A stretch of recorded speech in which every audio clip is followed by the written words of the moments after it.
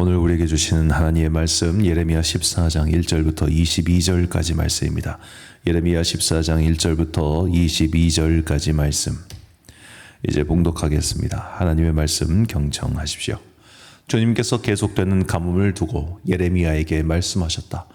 유다가 슬피 울고 성읍마다 백성이 기력을 잃고 땅바닥에 쓰러져 탄식하며 울부짖는 소리가 예루살렘에서 치솟는다.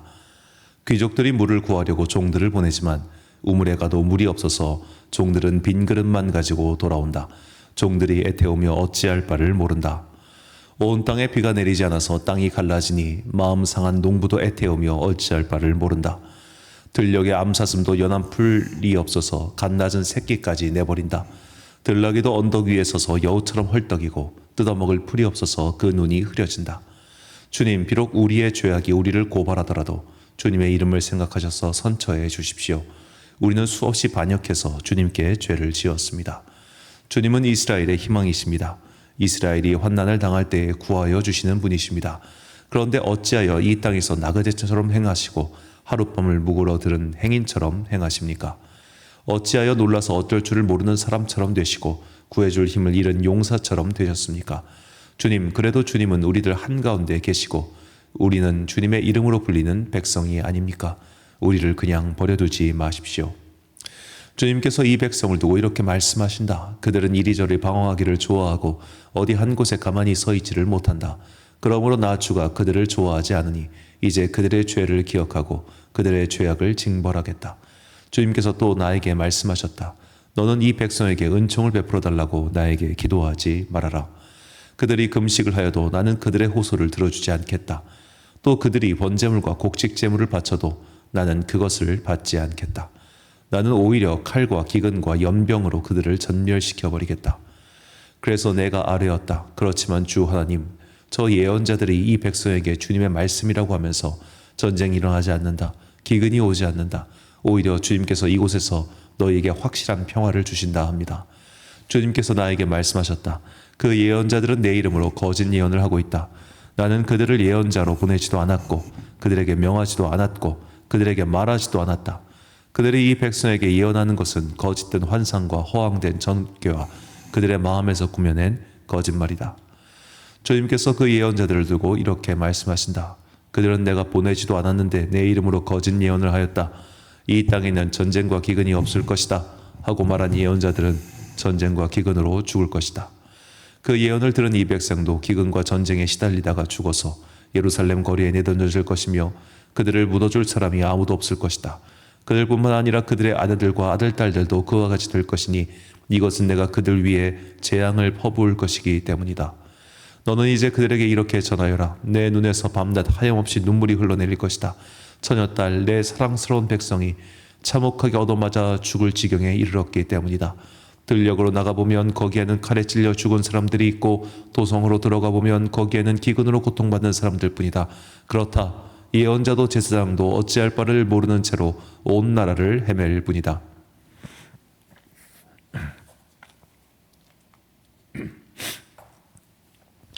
주님은 유다를 완전히 내버리셨습니까? 아니면 주님께서 진정으로 시온을 미워하십니까? 어찌하여 주님께서는 우리가 낫지도 못하게 이렇게 심하게 치셨습니까? 우리가 기다린 것은 평화였습니다. 그런데 좋은 일이라고는 하나도 없습니다. 우리는 이 상처가 낫기만을 기다렸는데 오히려 무서운 일만 당하고 있습니다. 주님, 우리는 우리의 사악함과 우리 조상의 죄악을 인정합니다. 우리는 주님께 죄를 지었습니다. 그러나 주님의 이름을 생각하셔서라도 우리를 박대하지 마시고 주님의 영광스러운 보좌가 욕되지 않게 하여 주십시오. 주님께서 우리와 맺은 언약을 기억하시고 그 언약을 깨뜨리지 말아 주십시오. 이방 사람이 섬기는 허황된 우상들 가운데 비를 내리는 신들이 있습니까? 하늘인들 스스로 소나기를 내려줄 수가 있습니까? 주 우리의 하나님, 그런 분은 바로 주님이 아니십니까? 그러므로 우리는 오직 주님께만 희망을 걸고 있습니다. 주님께서 이 모든 것을 지으셨기 때문입니다. 아멘. 너를 때려서라도 바로잡겠다라는 제목으로 하나님의 말씀 선포하겠습니다.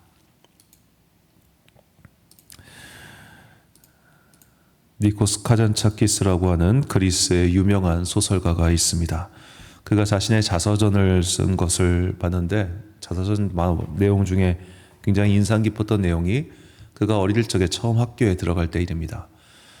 이 카잔차키스의 아버지는 뱃사람이었습니다. 아주 거친 분이셨는데 그래도 그 카잔차키스는 그 자신이 되게 좀 그러니까 글 쓰는 사람이니까 아무래도 그런 거친 바닷사람과는 기질적으로 좀 달랐을 거 아니에요. 그랬는데 그런 아버지의 카리스마, 거친 남성미 이런 걸 되게 동경했던 것 같아요. 여하튼 그래서 그 자서전에는 아버지에 대한 기억들이 많이 나오는데 제가 볼 때는 굉장히 좋은 기억들이라고 생각이 듭니다. 읽을 때 느낌이. 그래서 이 카잔차키스가 학교에 들어갈 때 제 아버지가 선생한테 카잔차키스를 맡기면서 이렇게 말을 합니다. 선생님, 이 아이를 사나이로 만들어주세요. 그러니까 선생님이 씩 웃으면서 이렇게 대답했다고 합니다. 걱정하지 마십시오. 회초리만큼 아이를 사나이로 만드는데 좋은 것은 없습니다. 회초리만큼 아이를 사나이로 만드는데 좋은 건 없습니다. 한마디로 체벌이 대단했다는 이야기죠. 제가 뭐 아이들을 많이 만나는 그런 사람은 아닙니다만 가끔씩 이제 뜻하지 않은 여러 일들로 아이들 상대하다 보면 참 예의 없다는 생각을 정말 많이 합니다. 예의가 없구나. 왜 이렇게 얘는 예의가 없이 컸을까? 또 뭐 부모가 그렇게 키웠기도 했겠고 또 그 아이가 그런 아이일 수도 있고 또 저도 어렸을 때 몇몇 어른들로부터는 예의 되게 없다는 얘기도 많이 들었습니다. 저도 결정적인 순간에는 무례하게 행동하는 것이 많았으니까 그 일면만 보고 어떻게 모든 것을 알 수 있겠냐만서도 중요한 것은 저도 그렇게 무례하게 행동할 때마다 참 많이 맞았습니다. 중학교 3학년 때까지도 주댕이 잘못 돌려가지고 학교에서 그렇게 얻어 터졌으니까 선생님한테 맞는 건 인생에서 도움이 된다고 저는 생각합니다. 아이들을 요새는 너무 안 때리는 것 같아요. 특히 학교에서도 그런 공식적인 체벌 같은 것이 없다 보니까 정말 뭐 그냥 강아지 판 5분 전이 아닌가라는 생각이 듭니다. 자, 성경은 자녀들을 교육할 때 때리라고 말합니다. 자, 한번 말씀드립니다. 22장 15절. 아이의 마음에는 미련한 것이 얽혔으나 징계하는 채찍이 이를 멀리 쫓아내리라. 23장 13절. 아이를 훈계하지 아니하려고 하지 말라. 채찍으로 그를 때릴지라도 그가 죽지 아니하리라. 29장 15절. 채찍과 꾸지람이 지혜를 주거늘 임의로 행하게 버려둔 자식은 어미를 욕되게 하느니라. 자, 아이는 순수하고 사랑스럽고 그 자체로 보석 같고 존귀하다. 뭐 이렇게 생각하는 사람들이 있나 본데 그건 틀린 말입니다. 아이는 그 자체로는 사실 혼돈에 가까운 존재죠. 선도 아니고 악도 아닙니다. 잘못된 것을 갈 수 있을 가능성도 많기 때문에 그런 것들은 강력하게 훈계를 해야 됩니다. 그런데 인간은 말로만 하면 안 들어요. 우리는 뭐 어렸을 때 말로 한 번만 하면 들었습니까? 한 번만 말해서 듣는 아이들은 전체 퍼센테이지 중에 0.01%밖에 되지 않을 겁니다. 그렇게 순종적이고 좋은 그 아이가 내 품에서 태어났구나 라고 생각하지 마시고 내 자녀는 좀 때려야 되는구나 생각하는 게 훨씬 나을 겁니다. 자, 그렇게 잘못된 길로 갈 가능성이 많은 존재들을 때려서라도 옳은 길로 가도록 이끄는 것이 어른이고 선생의 도리고 또 부모의 역할이겠죠. 근데 요즘에는 그냥 내 새끼 뭐 특정 프로그램에서 그렇게 막 좀 또 영향을 받다 보니까 부모들이 그렇게 행동하는 게 너무 익숙해졌고 또 학교에서는 이제 그런 부모들로부터 크레임 받는 게 싫으니까 건드리질 않아요. 저도 보면서 저렇게 무례하게 행동한 애들 그런 아이들을 상대하느라 내 심력을 소모하는 것보다는 그냥 무시하고 방관하자. 1년만 지나면 안 볼 거 아니에요. 올해만 넘기면 되니까. 선생들이 그렇게 가는 순간 얘는 더더욱 비뚤어지겠죠. 그리고 그 원인은 그를 키우는 부모에게 오겠죠. 제가 예전에 읽었던 그 알프레드 아들러가 결국 자녀를 응석바지로 키우면 이 아이의 어떤 사고 구조는 범죄자의 구조와 똑같아진다는 겁니다. 그러니까 자녀들은 때려서라도 일단은 기본적인 매너라고 해야 될까요? 예의부터 시작해서 그런 것들을 하게끔 해야 된다는 겁니다. 물론 이게 또 모두에게 공통적으로 적용된다고 말하기엔 좀 어려운 것도 있어요. 왜냐하면 분명히 아이들 가운데는 기질적으로 나를 때린다는 그 행위 자체에 굉장히 반감을 품는 아이들이 있습니다. 분명히 있습니다.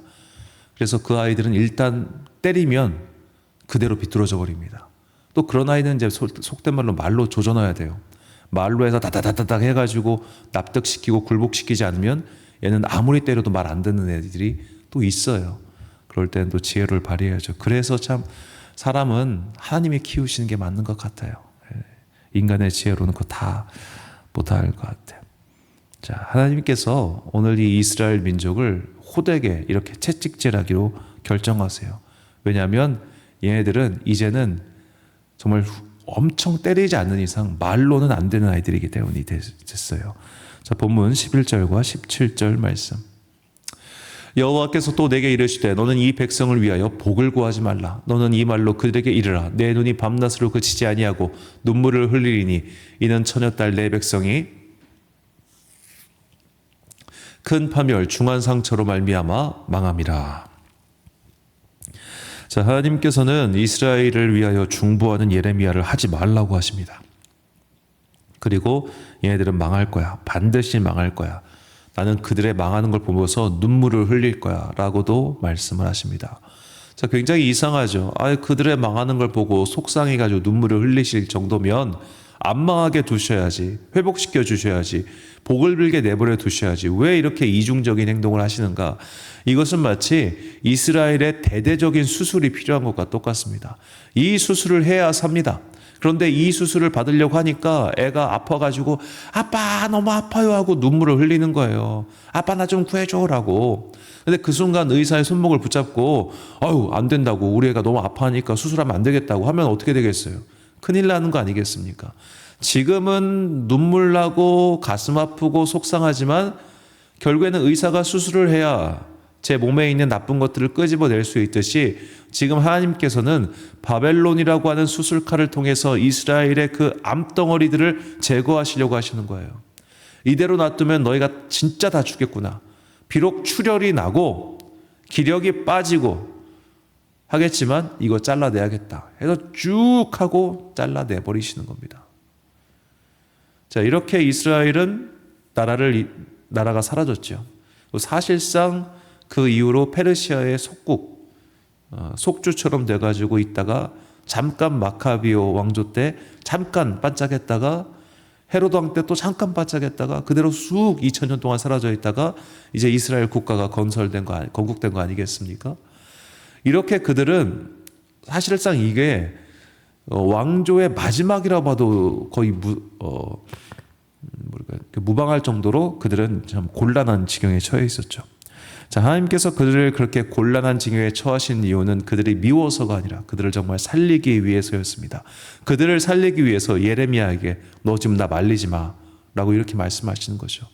수술대 위에 올라간 집도이기 때문에 지금 당장 아파하고 비명 지르고 피가 흐르지만 이거는 해야만 되는 일인 거죠. 주님께서는 우리를 이렇게 때려서라도 바로 잡으려고 하시는 겁니다. 그래서 우리가 성경 말씀을 읽을 때 항상 듣기 좋은 말만 구하지 마시고 찌르는 말들을 꼭 찾으라고 말씀을 드렸습니다. 그렇게 찌르는 말들이 오늘 우리가 들어야 될 순종의 계명들입니다. 떠나야 할, 고쳐야 할 기준들입니다. 항상 말씀을 들을 때와 또 읽을 때 무엇이 내 마음을 찌르고 있는 못과 같은가, 채찍과 같은가, 그것을 기준으로 하나님의 음성, 하나님의 메시지를 분별하여 들으는 지혜로운 주의 자녀들이 되시기를 간절히 소망합니다. 전도서 12장 11절 말씀입니다. 지혜자들의 말씀들은 찌르는 채찍들 같고 회중의 스승들의 말씀들은 잘 박힌 못 같으니 다 한 목자가 주신 바니라. 아멘. 사랑하는 광성교회 성도 여러분, 그리고 이 새벽을 깨우고 계신 귀한 주님의 자녀 여러분, 이 말씀 꼭 기억하시기 바랍니다. 찌르는 채찍 같고 잘 박힌 못 같지만 모두 다 한 목자, 즉 하나님께서 주신 것입니다. 하나님께서는 우리에게 부드럽고 달콤한 말씀으로 위로해 주실 때도 분명히 있으십니다. 그러나 우리가 잘못된 길을 가고 있을 때는 엄히 꾸짖으시고 채찍을 휘두르시며 너 글로 가면 너 죽어. 그러니까 일단은 얻어맞더라도 이쪽으로 돌아와 라고 단호하게 말씀하시는 분이십니다.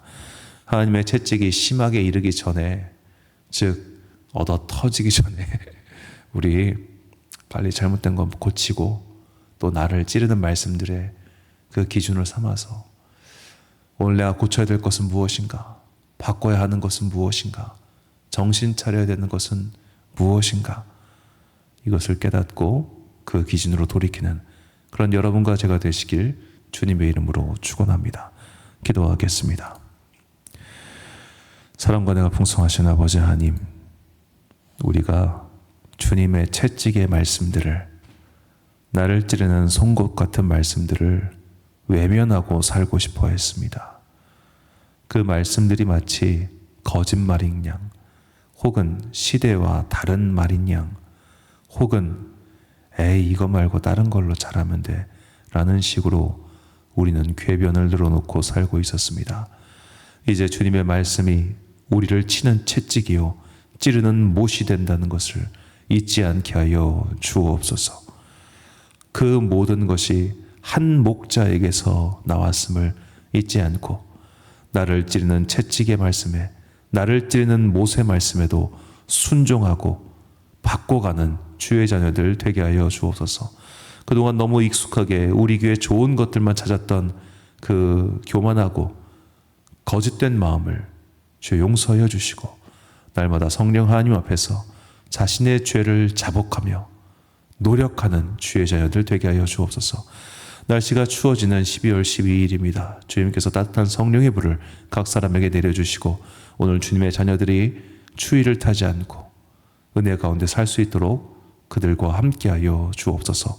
오늘 하루도 참 좋으신 우리 주님의 은총과 평강이 모든 성도들과 함께 하시기를 간절히 소망하오며 이 모든 말씀 우리 구주 예수 그리스도의 이름으로 기도드립니다.